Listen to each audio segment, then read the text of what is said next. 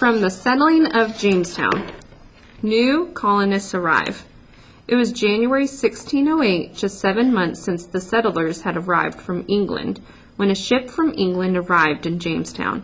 Sent by the Virginia Company, it was loaded with supplies and more than 100 new colonists. Although they were shocked to find that only 38 of the original colonists were still alive, their hopes were high. But once again, Jamestown's luck was bad. Just days after the ship arrived, fire swept the settlement, destroying most of the buildings and supplies. This would have meant the end of the settlement, but Powhatan sent food to the starving settlers several times a week, keeping them alive through the winter. Gold Rush. The sailors stayed in Jamestown for more than 3 months, eating the food meant for the settlers and leading them on wild searches for gold. The settlers joined the sailors in loading what they thought was gold onto the ship. When the sailors arrived in England with their cargo of glittering stones, they found out that it was not real gold, but a worthless metal known as fool's gold. In the spring of 1608, John Smith organized the colonists to repair and rebuild the fort. He also explored the country around the fort and traded with the Indians. In September, the settlers elected Smith president of the colony.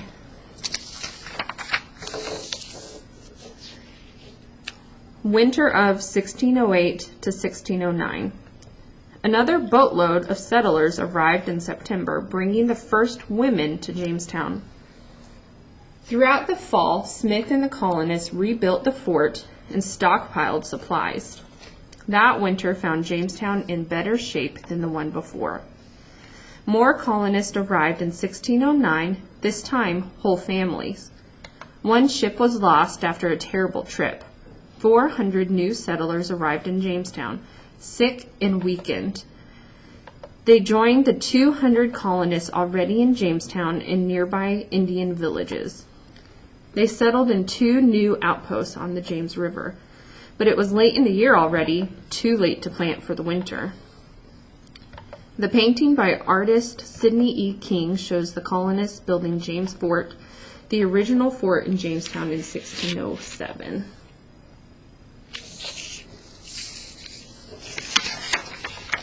The starving time. At the end of 1609, a gunpowder accident sent John Smith back to England.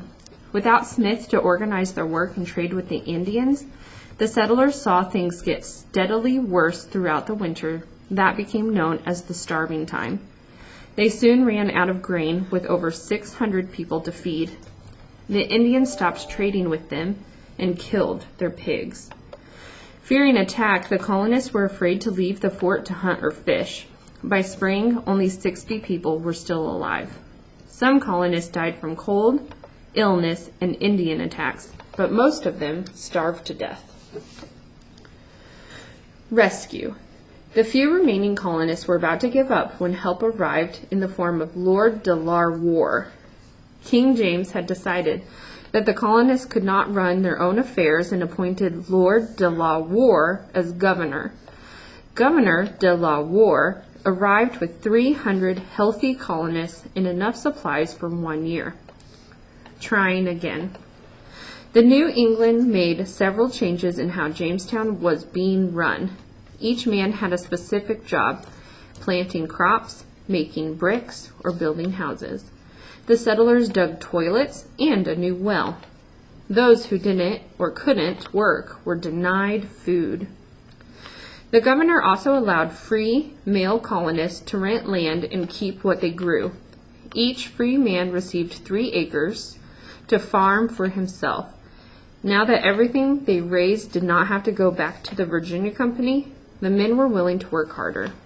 By 1619, the new government allowed colonists to own their own land, but it also enforced rules of behavior. Crimes included sewing shirts of the wrong length, speaking against the Virginia Company, and running off to live in native villages. Those who broke the rules could be whipped or executed. Life in Jamestown. After the harsh winter of 1609 to 1610, Life gradually improved for the settlers. Under a new governor, the people worked to restore the settlement. They planted crops, constructed new buildings, and went about the daily tasks of raising their families. New construction provided work for brickmakers, blacksmiths, and carpenters. Women raised livestock, tended their homes, and cared for their children. Corn was an important crop. The colonists started to raise tobacco and sent 4 barrels back to England, where it sold well. Soon tobacco became the first source of income for the new colony. Troubles with Indians. After John Smith left, the Indians and colonists did not get along well at all. Trade had stopped, and the settlers stole corn from native fields and storehouses. They also had been taking more and more Powhatan land. The Indians in return had taken captives. In 1613, the colonists took captive Powhatan's daughter, Pocahontas. They held her hostage until 1614, when she married John Rolfe, one of the settlers. The marriage brought peace between the settlers and the Indians.